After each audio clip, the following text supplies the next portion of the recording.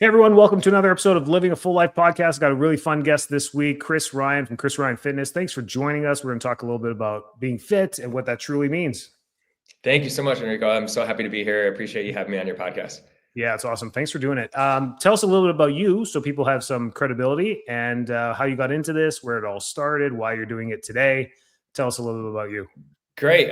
So I've been in the fitness industry for a better part of 2 decades professionally. Been an athlete my whole life. Played a whole variety of sports since I was a kid. Eventually got a track scholarship to the University of Florida where I ran the 800 meters. And then parlayed that into understanding aerobic, anaerobic thresholds and all the crazy fun strength and conditioning workouts that you do as an elite athlete.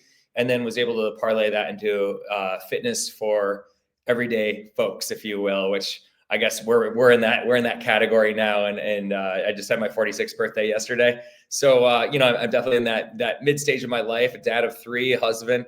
I have an amazing fitness app out there called Chris Ryan Fitness that's available in the iOS store for Apple users as well as in the Google Play Store for Android users. It has a variety of workouts, hundreds of workouts that are available on demand. You can stream anywhere, right to your smart TV, as well as live workouts each week that are fun. They hold you accountable. They get people involved in the community aspect of the app, which I always feel like sometimes rising tides raise all ships within the fitness world. When you know that one of your cyber friends from across the country or across the world is going to be in this live class, the odds of you joining that one probably going to be a little higher than to Netflix and chill on that side. So yeah, that's it in a nutshell. I've been on a TV series called NBC Strong a while back, about 10 years ago now. That was a primetime NBC show that was from the American Ninja Warrior executive producers and The Biggest Loser executive producers. And Mr. Rocky himself, Sylvester Stallone, was picked as one of America's top 10 trainers back then. Been on the cover of Men's Fitness 4 times, which I'm proud of, and written for countless dozens and dozens of different publications from Men's Health, Women's Health, Men's Fitness, Shape Magazine, the LA Times, Reader's Digest. So a whole host of different media outlets out there as well that I've worked with brands across the spectrum like Nike and Under Armour and Lululemon, and also all the different fitness magazines. So pretty diverse array of fitness endeavors in my bucket, but really I love to help people achieve their best selves. And I hate excuses. So that's why I came up with the app to try to make it as easy as possible for people to work out. For a beginner up through advanced workouts that you can do at home with minimal equipment like dumbbells and bands and body weight exercises. You can have cool rigs and equipment and everything else like I have behind me. Those are my own personal toys that I love, and I swear by them for a whole host of different activities. But for the vast majority of people, you can get a heck of a workout in with just some dumbbells and some bands and body weight movements, and you're going to get super fit. Absolutely. That's fantastic. Yeah. Great background. If you have it, please go check out Chris Ryan Fitness. It's, I snooped around on it. I did, as I vet all my guests, but it's beautifully laid out. First of all, it's easy to use. It's got tons of information. And I think he streamed it from beginner, novice to intermediate. I mean, everything's there. So you've hit the pain points with your app. I think a lot of people join these things. They download apps all the time. They don't follow through. I think the average is like a 9% follow through rate. Mm-hmm. And yours is better for sure. Right off the bat, it's clean. You've solved the major problems of like sticking with it or sifting through the videos. I hate when I have to go search for it because I forget what face pulls are. Is it parallel? Is it from the ground up? Is it down? And yours are all right there. So that's great. So definitely go check it out. And he lays out a great intro on his website there for you. So that's your little plug from me. But let's dive into fitness. I mean, I think from your perspective, and I've had some IFFBB pro, bodybuilders and on here before, and Miss Olympia's on here. And so different perspectives on this. I think you're more one of us grounded. Maybe we don't all make it to the front cover of Men's Health 4 times, but at least you're one of us there, and you see it from our perspective. Because when you look at the elite athlete's view on this, it's almost like a huge gap between the average person and an elite athlete. And they're like, well, I don't think my diet is as tuned in as you, and I really don't think I can do what you do. You just did 6 backflips in the air. I don't think I can do that. Exactly. So for you, I mean, you meet us where we're at. What's, from your perspective, what defines success and what defines failure when it comes to fitness as a trainer, when you look at a client? Yeah, that's an amazing question. I think it's a great question because what it truly is being consistent as possible over the course of time. When you're a human being, hopefully we get one day older tomorrow, because the other option isn't that good, right? So every day that we age, we either going to make a choice to, get stronger, lead a healthier life, or compound in a negative sense in eating unhealthy, not moving our bodies, not stretching ourselves out, moving, smelling the flowers, walking, running, wood skipping, jumping, whatever it might be, to be, feeling like if you're a parent and you're lucky enough to be a parent, you can see your kids just having fun, being alive, especially in that elementary school age. We have 3 kids, 11, 9, and almost 3 in a couple weeks. And so there's just like the biggest joy in the world is just to watch them be outside and just be kids. And you realize as a parent, you get, even me in the fitness industry, you're kind of, you're running a business, you got your blinders on a lot of times, you got, you got revenue goals, you have costs, you're trying to make sure your household is accounted for in a whole host of different ways. So you got a lot of stresses as a parent and as an adult that you don't have as a kid. And sometimes it's just nice to take a step back and say, hey, you deserve to have fun in life for, a little bit, right? As everyone does. Your workouts should be something that brings positivity to your life. It should not feel like that you are getting punished for something.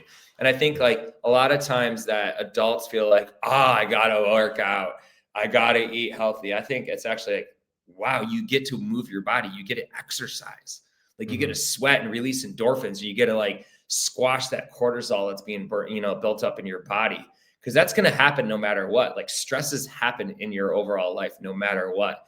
And it's the ability to stay consistent and kind of do like 80%, call it 80% of the right things. You're going to be okay. Like you're going to be better than okay. You're going to be out kicking that coverage for sure into your own health and longevity, and live a great fulfilled life. If you just try to move your body a little bit, eat healthy, don't hold yourself to a perfect standard, right? Because no one ever holds himself to a perfect standard. Even you had said earlier about elite athletes and IFBB pros. Hats off to all those people out there that are holding themselves to those elite standards. But even those people have off seasons, right? Yes, even elite athletes have an off season where they take a vacation. They'll go eat a bunch of food that they probably won't eat. They probably won't train that hard or maybe at all. Even the best bodybuilding pros are gonna walk around in baggy clothes because they're not gonna look cut in a certain way. And when you see them on stage or in those magazines, guess what? They've honed their body in to be at that perfect level for that one day. And that's like their target. That's their race. That's their Super Bowl. And hats off to everyone that does that. But as a normal, everyday human being, no one's going to do that. Like we're human at the end of the day, right? So try to be as consistent as possible, as long as possible. And you're going to kick father time, to the curb for as long as you can. Yeah. No, I love it. You said something there that was great about, I define it as well. The same thing. People mistaken health, illness, and wellness. They're 3 very different things. Health is something you are given from birth. It's a God-given thing that comes with your body. Health is something you're supposed to maintain. It's not achievable. You don't achieve health. Health is in you. Every moment that you're breathing and sleeping, your body's healing. It's always healing. So that's what health is, the ability to heal. The other perspective is illness and wellness. Now that's the pendulum. We do the 80% of the things to swing towards wellness. And that's the goal. That's the goal there. So I love your definition of what success is. And it wasn't a simple answer. It was more of a consistency was your answer to that. And I love that. That's the truth with it. Because if we're not doing the things that swing us to wellness, we're ending up sliding towards illness. And that's the definition of it. And hopefully we can hit some stuff in this podcast that solve that pendulum swing for a lot of people, because we think we're doing the right things. I had a lady, this is just last week in my office. She was like, my doctor put me on Wegovy and told me to eat some more protein. I didn't realize I was getting 16 grams of protein per day. And I was like, 60? She's like, 16 grams of protein. She's in her 40s. And I'm like, how long? Like for 20 years, I've been eating about 10 to 20 grams of protein per day. I'm like, I've had so many questions. I was like, what do you mean? Even if you eat crickets, you can get more than that. I don't understand what's going on, but this is the world we live in. People just don't understand some of the basics. And of course, guess which way she's been swinging for the last 10 years. I mean, that's just the way these things are. So when I sometimes think I'm asking simple questions, they're actually not simple for some people. They're Mhm. life-changing answers for them. So let's get into that when it comes to fitness. Um, Exercise in general. I mean, people want to do it. They all say, I know I should be doing it. But like you said, there's things that hold them back. What do you find the first steps are, aside from, mentally getting ready to do this and saying, yes, I need to do this for myself? What are Mhm. the first steps people can take? Maybe joining Chris Ryan Fitness is the first step, but what are some other steps that people can take to just get the ball rolling? I think, the first steps people can take are aim small, miss small, where you just want to start out with something achievable for yourself that in that moment in time or that day. Sometimes, take account for a week out, right? And say, okay, over the next week, my goal is to walk 10 minutes a day, right? If you're just totally beginning your workout, maybe it's 5 minutes. Maybe it's something as simple as just walking outside and like smelling the flowers in springtime right now during this podcast. And up here in the Northeast where I live, it's the cherry blossoms and the magnolias are starting to come out. It's beautiful. Like get out and celebrate life a little bit and just walk. You don't need an app for that. You don't need any heavy duty equipment. You just need 5 to 10 minutes of your time. But the goal is to try to make sure that you're doing something that you can remain consistent at. So Mhm. if your goal is to say, I'm going to walk for 10 minutes every day for this week, that's great. That's an aim small, miss small moment. It's pretty achievable for most people. You just got to kind of think about it a little bit more to make sure that you do it.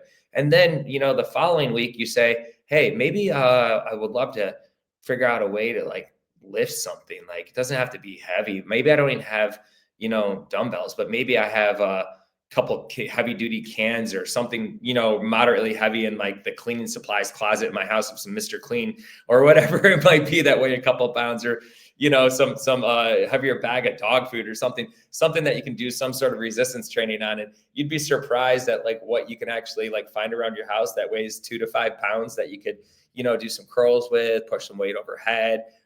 You don't even need equipment. Sometimes you could just say, I'm gonna, in addition to the 10-minute walk, I'm gonna do 10 squats or 5 squats or 1 squat, right? Because for the lack of a better term, not to be too crass, but if you want to, have longevity and an independence to your life as the decades get along for all of us, you're going to want to go to the bathroom by yourself, hopefully for as long as possible, right? Without Great. assistance. I think all hands in the room would be raised on that one of saying, as I've seen my parents get older, my dad passed away last year. We have my in-laws getting older, and it's just, you see your friends' parents that you grew up with that you're like, oh, Mr. Smith has always been 45 years old in my eyes, but now he's like 85, Mhm. because like we've grown Yep. up. We're not 10 years old anymore, but you're like, oh, your neighbors and people that you knew as a kid, they're always like kind of frozen in time for you. And you're like, what happened to him? Oh, but what happened to me? I'm 40 years older now or whatever. Yeah.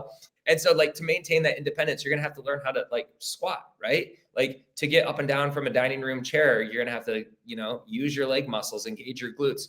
For you to have a stronger spine, the stronger your backside can be through your legs and glutes, the stronger your spine will be to have a foundational support to go into in the first place, right? So there's a whole host of things, but like don't worry about an hour workout out of the gate. Sometimes people are like, oh, I'm going to rip the band-aid off and I'm going to do this. I'm like, no, just aim small, miss small. Like do something very minimal that's highly achievable, and then replicate that over the course of a week, and then add a little extra to it the following week, and then over the course of a month, give or take. Most habits are going to be established, give or take, in about 25 days. So by the time you get done with that, you're like, hey, I've been walking, and now all of a sudden I feel good. Maybe if I just did a little bit more, I feel even a little bit better, right? And Yeah.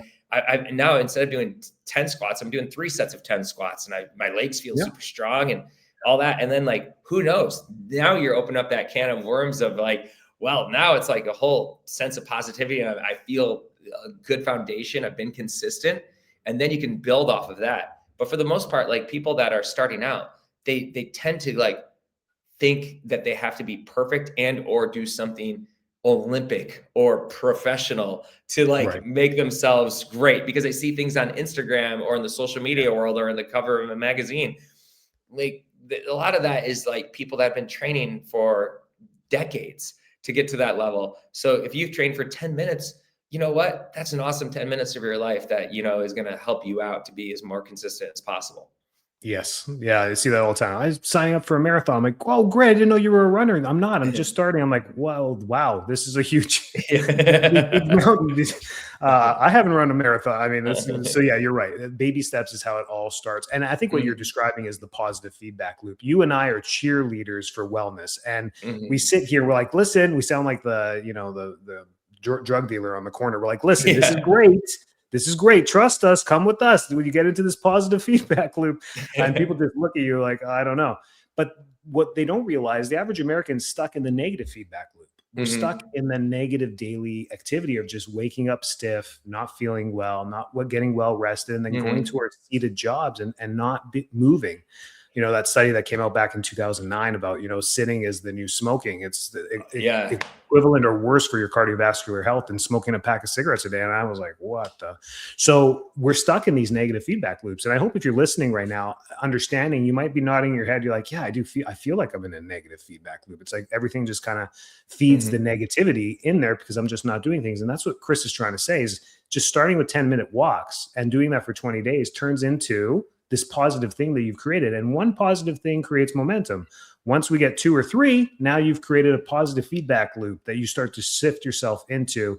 And that's my pep talk for my patients when they're in pain or chronic issues is that if we can get 1 or 2 wins, we can change the tides. We can turn this tornado into a positive feedback loop. And that's where success comes from, is with frequency and repetition. And that happens across all industries in wellness, is because that's what our life is. It's a long journey. Hopefully we live a long, healthy life. Like you said, people asked, Enrico, what's your definition of health? And I'm like, yeah, to be on a cruise ship and not a nursing home when I'm 85, or on the golf exactly. course and not a nursing home, like you said. So these are all, I think we're all on the same page when it comes to that. Mhm, So when it comes to fitness, starting consistency is number one. Starting something consistent like walking. mhm. Then when we get into this, and we're all 40 and over, and everyone that's listening to you right now has a dumbbell sitting in their house. So when you said, hey, go Mhm. get the dog food, trust me, they don't need it. They have the dumbbells Yeah, and they have an exercise exactly. bike that's collecting dust, and I know they're all nodding right now. Mhm, But so once they get into this, where should their focus be? Let's say it's like us, young families moving forward. mhm, What should our goals be? Because once we start to get the momentum going, we're going to just naturally want to set a goal for something.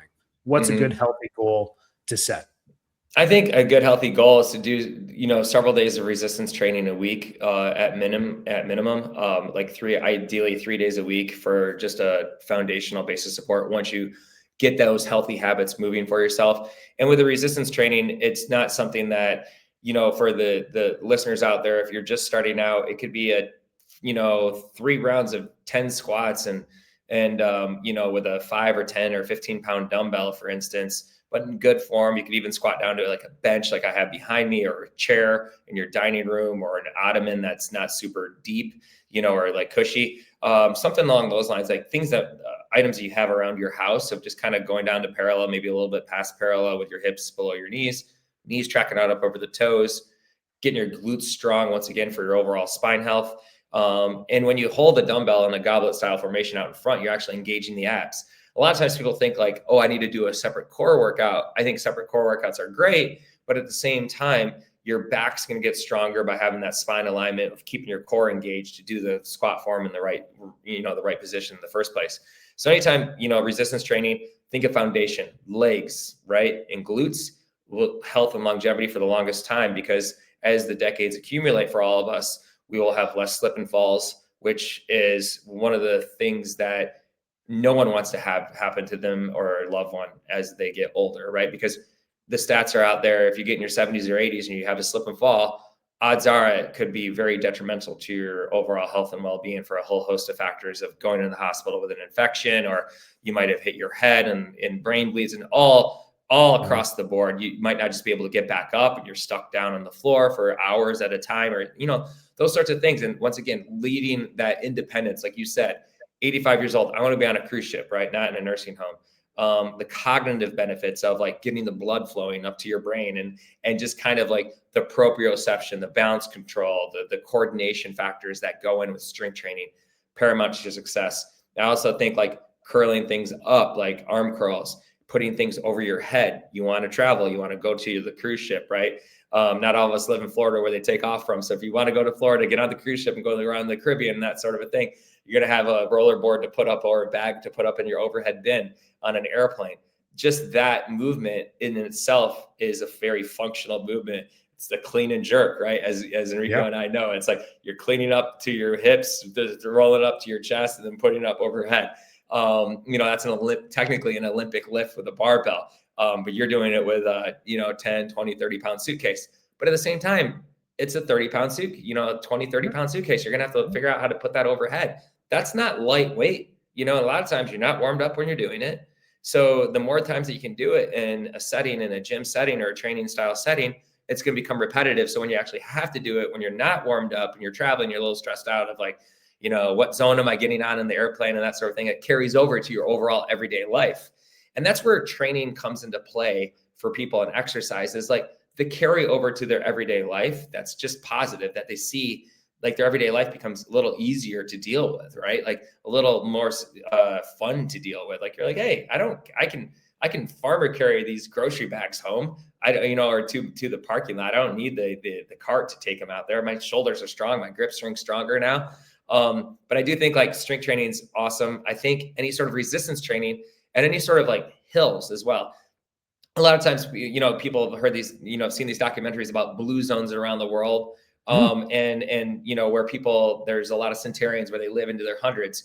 And a lot of what they found, it's not necessarily these people are Olympic level athletes and they're eating greens and drinking water and that's it. And like, doing a cold plunge every day or that sort of a thing. It's like, they generally they go for walks after they eat meals, especially after dinner. They help metabolize their sugar levels down. And the walks are usually in an undulating style pattern, and usually with loved ones, and stopping, their spouses, their kids, their grandkids, or they're stopping and seeing friends along the way. They're not clipping out 5-mile-per-hour walks up an incline like this up Mount Everest. They're just kind of like strolling. Like you go over to Europe, my wife's Greek American, you go over to Europe and Greece in the summertime, you see the people just walking around. It's like amazing.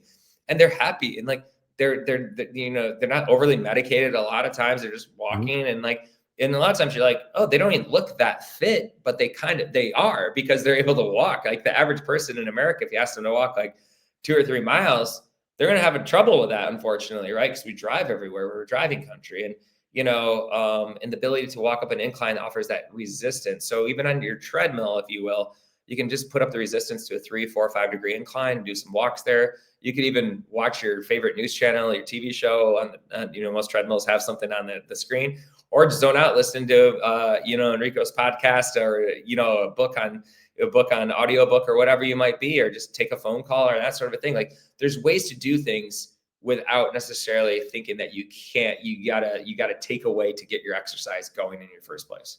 Love it. Yeah. It's again, consistency. This podcast should be called Consistency. That's it. Breaking those habits and creating new ones that are positive, because I think it takes a little bit of reflection too. If you're listening, reflect on your day to day as it is right now. And you'll realize, I do sit a lot. I drive a lot. I sit a lot. And we need to change that. This is the fundamental reason why we have people in 40s, 50s, and 60s starting to get pains, aches, hip issues, hip replacements, knee replacements, is because we're degenerating. So movement is the key to life. It's the motion's the lotion, right? Or whatever they say. So getting into it, I don't know what else Chris and I can say to push. I've tried, Chris. I've been doing this for 20 years, man. I don't know what other pom-poms to buy, what other dances to do for people, or whatever podcast to create, but we can't motivate you. And that's just the way it is. And then the writing's on the wall when it comes to the research and the statistics. Sitting and not moving is pretty much the dumbest thing we can do as far as it comes to health and illness. Get moving. Chris has created such a great program and accountability. That's one thing I wanted to end the podcast with. I was going to ask you a question, but let's answer it together. I found through our weight loss program and chiropractic that the people who are successful, that's how we started the podcast, what's success and what's failure. The one thing that helped all the successful people and clients is accountability. And you've created 100%. That with your program. And that's the same thing with our weight loss program. We pretty much teach people a whole 30 type program. intermittent fasting with Whole30, and they'll lose 30, 40, 50 pounds within, 3, Hmm. 4, 5 months, fast weight loss, but through whole foods. And they're like, oh, this is fantastic. I'm like, listen, you could have just bought the book for $25. You could have, you didn't have to pay us for this weight loss. But they're like, no, I wouldn't have got the success because you text me every single day. And that was the accountability, and that's our program, is we text you. And I Hmm. joke when people come to the workshops, I'm like, listen, you're paying me $1,500 for my cell phone number. This sounds Yeah. really bad. But then you get me on a texting basis every single day, and they're like, oh, and that's where they get the success. And same thing with you. You get Chris Ryan Fitness every single day to hold you accountable. And I'm Hmm. sure if they send any questions, he's got it all figured out on the Oh back end yeah. to answer them for you. Oh, for sure. We have a great team, and myself, we jump on in. Chris at chrisryanfitness.com is my personal email. There Email you me go. away. Any questions, even if you're not a member of the app or you're curious about the app or questions, that sort of a thing. I'm happy to answer them as much as possible. And also we have a great community platform in there, because I always, like teachers say, if you have a question, there's probably dozens of others that have questions as well for that same Yeah. question or similar question. So ask away in the community chat. And then that way everyone can see it. And then what's really fun is our communities, uh, they love those questions, because then they chime in and say, oh, this is what worked for me. And it becomes, once again, that sense of like that blue zone style community of like, oh, rising tides raise all ships. And if I see these people are in it too, and I'm not in this by myself. There's Chris, and then there's a whole community out there that's going to support me. Just like with your weight loss journey, it's like you said, they're going to pay you a lot of money for your phone number to text with and to stay accountable with. But sometimes you need that, and that's okay in life. Like if you can do that, like don't worry. Like not everyone can just grab a $25 book and read it once and just like click it Right. on and go from there. I mean, Yeah. I've had professional coaches that I've hired on a business level and an engineering level for my app, and on that side that help me out with marketing and the interface and the IT side. So, it's okay to say I need help in life. And then that's what you have professionals out there to do it with. Yeah, and accountability holds you accountable because you don't want to let Mhm. the other person down either. So even starting with your walk, picking a neighbor and saying, "Hey, every Monday, Wednesday, Friday, will you go on a walk with me at 9:30 in the morning?" And you guys Mhm. create that bond, and then you're not going to let each other down because you want to show up at 9:30 for each other. That's the great thing. Or going to the gym and finding a gym buddy, or signing up for Chris Ryan Fitness, or whatever works for you in your life. So get started on your own, and then when you realize, oh, I remember listening to that podcast with Chris and Rico, accountability. I think it's time for some accountability. Take the next step to hold yourself accountable to sticking to the new positive feedback loop. That's great. I hope we help some people here, Chris. This is great. Reach out to Yeah. Chris for all the fitness stuff, and I'm sure he's a wealth of knowledge when it comes to all that. Thanks for doing this, man. I appreciate your time. Oh, thank you so much for having me, Enrico. You do fantastic work in your community as well. So hats off to you. Hats off to everything you do on the podcast, all your listeners. You have a great leader here to listen from, and he brings on amazing guests and great content. So keep it up. Appreciate it. Take care.